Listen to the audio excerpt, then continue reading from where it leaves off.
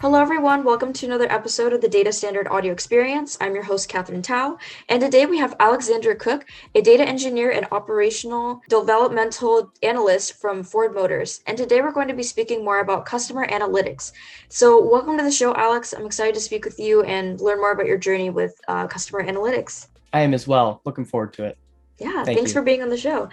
Could you just tell us more about your background and what kind of sparked your journey to being where you are today? Sure, absolutely. I think the first part, so as you alluded to, I do work in Ford Motor, and a little bit more specifically, I work in their IT operations area, and also pretty very closely, my customers in general are IT service management disciplines. So how do you manage your customers and what they want? And how do you manage events that may disrupt your customers? So that's kind of the space that I work in. They also call it ITSM, or the idle framework is another way to start thinking about these things. And that's really the way I'm going to kind of go through some of the topics related today with customer analytics. My other educational backgrounds, basically I have a master's in IT service management. So hence why I work in ITSM. And I have a data engineering background at its core. So I went to school with a focus on that, working through cleaning data sets, architecting data, and building data pipelines. Yeah, that's awesome. And it's great that you were able to figure out what you wanted to do with the journey that you've had. So that's awesome. And so I wanted to talk more about kind of the centering topic, which is about customer analytics now. So how do you kind of measure the customer wants and just success in general? How do you measure this success? Are you looking at surveys for customers? Is it just past product satisfaction? How are you kind of measuring this? I mean, those are the traditional ways to think about it. They fall into two camps typically. You have close-ended surveys, right? Something that can kind of gauge how a customer feels or the sentiment of somebody, how they feel. So those usually come across as like a methodical research-based survey, like a Likert scale. And then you have the open-ended, kind of the new school, which I think a lot of major enterprises are adopting, which is this human-centered design idea of you tell me what you want, and I'm going to write it all down. And I'm going to try to figure out in general what you're looking for. And that will allow me to kind of sift through the words, the paragraphs, the monologues sometimes of what customers are saying, and determine what you need. And most importantly, I think measurement actually starts with those customer engagements in the beginning, because without this ability to turn those words, phrases, monologues, those meetings into acceptance criteria or features, user stories, or things that can be boiled down into work packages, it becomes very hard to measure or create a standard, right? In the automotive industry, especially when you think about, peers or rival companies or things like that, somebody may say, my car's the fastest, but one person's talking about acceleration and the other person's talking about top speed. So it really does start with that. You have to really focus on what your requirements are and what the customer is really asking, reading between the lines of what they're saying. Yeah, definitely. And you brought up a great point. I do see a lot of companies kind of adopting this idea of speaking directly to the customer and building the product that they want to see happen before we actually ship a product out into production. Just speaking and seeing what people want before you actually build it. And that saves so much more time and resources and money if we can figure out everything from the beginning and just being able to pave that path. So It does. that's a great insight there. And I wanted to hear more about specific examples that you've seen from your experiences. So, what are some specific experiences you've had with that seeing where data analytics has helped improve this customer experience? Sure thing. And I think data analytics should also be thought of as a sliding scale, right? A scale of maturity. So, especially when you're in a large company or an enterprise level with thousands of customers that are typically business to business or internal customers, you're going to find yourself where data analytics specifically kind of starts with getting all your eggs in one basket or descriptive reporting. So, a good example about that is you'll have typically in a lot of these large companies bimodal workforces. And a lot of these folks have done amazing work over their careers, and they have the wisdom. They know pragmatically if something's going to work or not.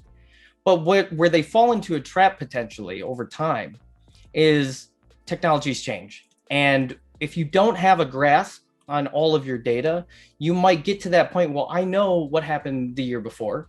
So I'm going to make an increase, let's say, in my engineer licenses. And this is just an example made off the cuff. I'm going to make a 5% allocation for extra licenses because I know that we'll have new hires and new people need to use our tools. And that's based on my wisdom. But ultimately, throughout my career, there have been initiatives where, well, maybe let's take a look, right? Sort of like The Big Short. Let's go look at all of the individual mortgages. And what you find out is when you look at the detail that, oh, we actually have way too many of these things. We were 50%, 50% over our max usage. So maybe we could cut back there. And then you have real savings, right? Real green dollar savings that you can contribute to the bottom line. And ultimately, data-driven solutions need to have a return on business, a return on investment. When you put a whole team or 4 people together, a data engineer, an analyst, and a data scientist, you need to find some insights and you need to find some savings that you can kind of measure in dollars. And so that kind of also goes into your previous question. I think ultimately, is the customer happy, but also have you saved some money along the way? Yeah, absolutely. Great insight and thoughts there. With this whole process of data analytics and being able to help customers with the best needs that they would like, I'm sure there's a lot of different challenges and pain points that you've also encountered. And so even especially at being at a large corporation like Ford Motors, it's hard to also scale the company. And so what are some pain points that you've seen from your experiences when trying to scale at a large corporation like that? I think the pain points come in 2 areas. And one is actually something that the data community itself should embrace. And the other one is kind of in passing. It's a little bit more subtle. But the first is this concept of expectation versus reality. So I know early on, especially kind of as soon as I got out of college, I had all this theory and academic wonder kind of just bobbing around in my head. I was very proud of learning how to code Python. I was never great at math, but R was very cool. And I kind of got into the statistics of R and how you can really use that to kind of determine whether or not what you've produced is actually relevant. But you kind of go into a big corporation or a multinational and you think, wow, they're going to have NASA clean data, because that's sort of how the data sets were given to you in college. And you're going to think that I'm going to write, I'm going to start an AI or I'm going to write an algorithm. I'm going to get off to machine learning, and then I'm going to find this kernel of truth, show it to my supervisor, and then, we'll scale it into this big saving for the company. And while that is the goal, it's very aspirational, because the expectation is when you get in, what college doesn't tell you pragmatically is that your data sources are going to mostly be legacy. Not only just regular, let's say SQL Server, but you might actually be going further back with databases that have fixed width, or like IMS technology, machines that were created for lots of bulk transactions. Or you might also run into the idea that a lot of your applications or things that you need to work with were coded in COBOL, and not too many people are trying to learn that in college. So this idea and that picture I just painted tends to lend itself to not having an established data pipeline, not having a single source of truth, and having a whole bunch of Microsoft Office suite around. So it makes it very, very difficult to kind of expand, right? To get to those higher, more mature levels of, we'll call it data science or data analytics. You kind of have your first rung, which is descriptive reporting, and then you can kind of get predictive what's on the horizon. And then after that, you start moving into, well, prescriptive type of things, or getting down into, are my findings statistically relevant, classifying or clustering phenomenon that you've seen. So when you get yourself into that, this is the reality mode versus the expectation, that's where part 2 comes in. And if I could paint a Venn diagram, or draw one, excuse me, I'd have 4 circles. And the first 2 are pretty easy. Does a customer want it? And does it have any value? And typically you should have that conversation with your customer pretty early on. They typically don't ask you something if there's not value in it. But then you have to do your technical feasibility. Can I actually get the data to do this job? And the most important part, sustainability. This idea of scaling, the biggest pain point in large companies is taking a really good idea and getting it into production. So you'll start with your proof of concept, typically in a clean room. And that means it's all theory, it's back to school. And when you're done, management loves it, everybody loves it, you've proofed out the value. But the second you go to take this now, let's say, new application and maybe hook it up to a connected vehicle, but you can't do it because you didn't look at the process, the suitability of the environment where that idea needed to grow in the first place. Did you look at the legal ramifications? Did you look at the data constraints that you may have? Did you look at the, Solov's taxonomy, the collection, the storage, and the dissemination and destruction of the data that you need to produce and steward? So those are the things that become the hardest in the long run. And you really need to, again, go back to the well that data science is also an art. Talk with the customer first and really tease out what it's going to take from the tools they use and the data they have to the processes and standards that they need to use in their space to and align it to their strategy of how you're going to get there. And so that's really, I think, the hardest pain point, kind of aligning all of the parts of that pyramid together. Yeah, and I think it's also so interesting that you brought up the pain point of kind of the different generations that are coming into the workforce, because universities are teaching different things and they're trying to keep up with the ever-changing technology. I know that you had mentioned schools aren't really learning, you said cobalt, I believe. We're learning more COBOL. things. Yeah. Yeah, I'm not even familiar with this because it's not something that we really learn at university level anymore. It's Right. different things that we're learning. And so companies are also having to kind of shift this change also to kind of just transition and be more up to date with technology that's always changing. So that's a really good Yeah. point there that I think I've never heard that anyone has really talked about, but that's something that's really important because things are always changing. So great point there. And it's great for companies to have to be prepared to kind of transition this over to everybody also. How has that transition for the next generation kind of worked for your company? So how do you kind of best transition all of the current things that you're working on to the new people that are working in? And how do you kind of onboard everybody to make sure that everyone's kind of on the same page there? Sure. So this is an observation, so I wouldn't say this is probably Ford's opinion, but this is my observation that I think the transition is tough.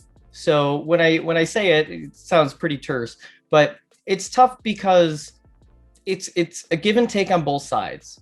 And it's also sort of a culture shock, right? People who come out of college, especially data scientists, data engineers, analysts, data scientists, they come out with a lot of high grade technical knowledge with projects that they want to work on that are very specific to questions about value, I would say, but value that scales. And it can only be solved typically by large volumes of data.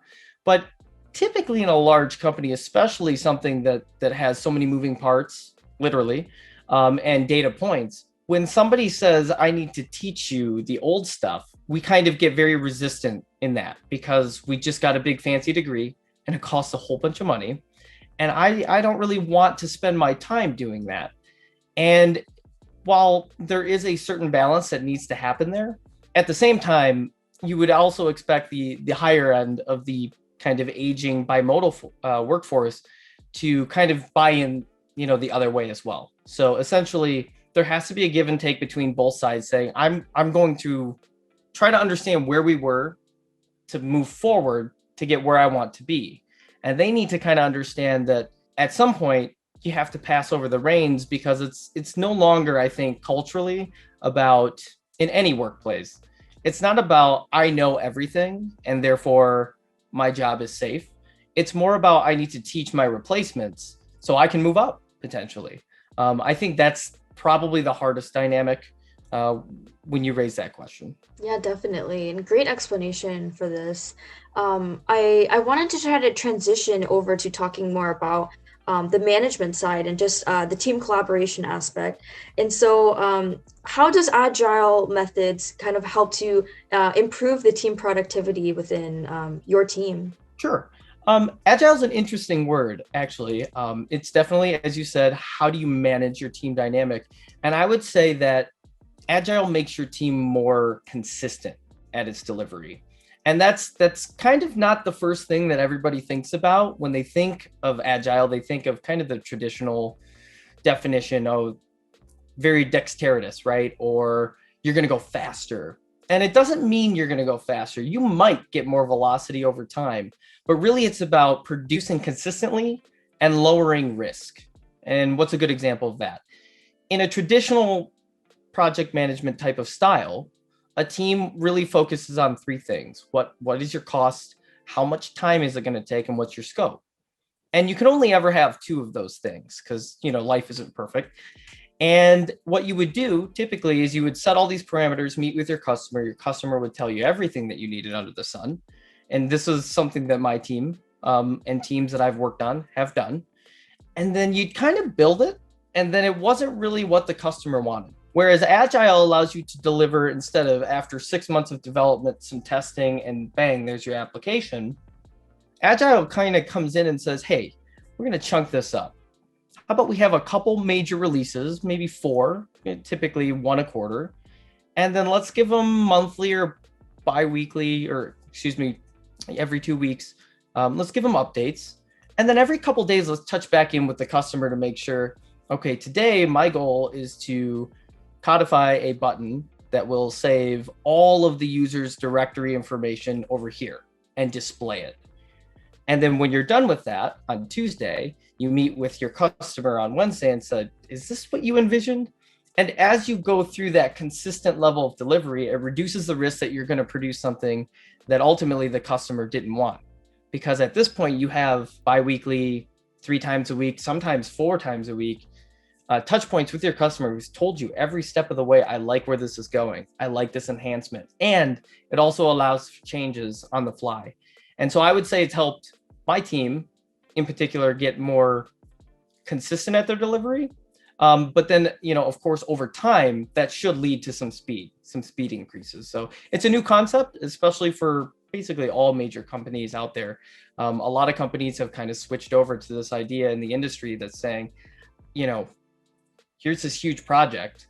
Let's just do all the work and then deliver it. Most companies in the automotive area are going to agile methodologies. Yeah, definitely. And I've heard a lot about agile methodologies with how efficient and just more productive a team could be. It makes sense why this is more widely adopted now, this agile method across a lot of different major companies, definitely.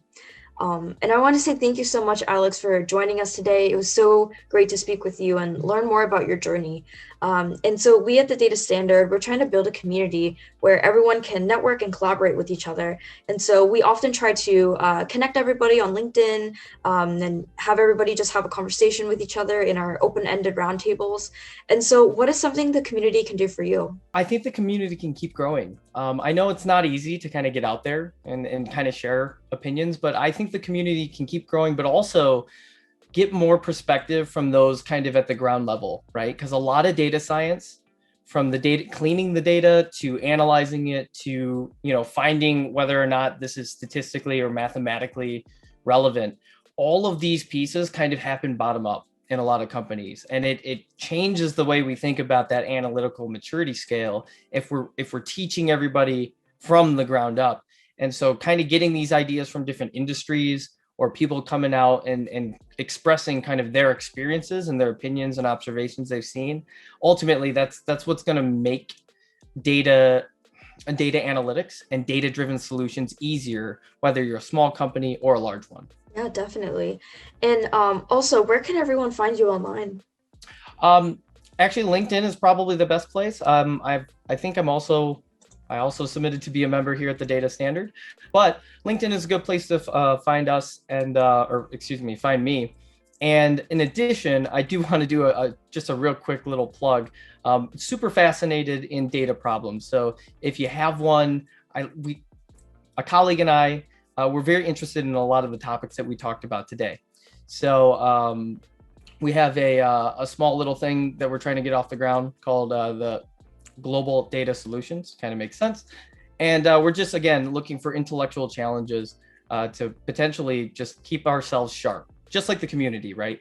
The community is looking to stay sharp, share ideas, brainstorm, come up with that new our shiny app that's going to send your fantasy football team to the championship next year.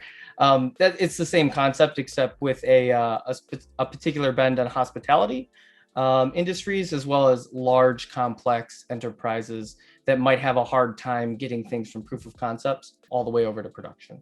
Yeah, definitely. And to our audience, for more information on the data standard, you can find us at www.datastandard.io, as well as our YouTube and LinkedIn page.